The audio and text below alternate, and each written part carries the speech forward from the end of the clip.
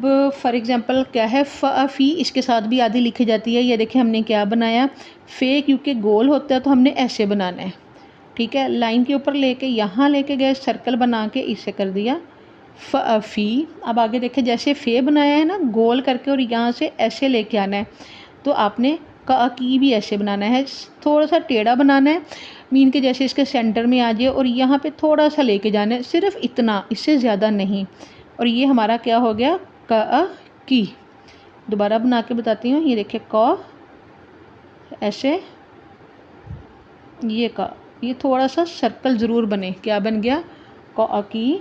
आगे क्या है, न, नून, यानी अब जैसे ब बनाया था ना हमने, ये वाला ब बनाया था खम के साथ, तो नून को भी हमने सेम ऐसे ही बनाना है। ये देखें क्या है, ये न, अ, नी, ये और हम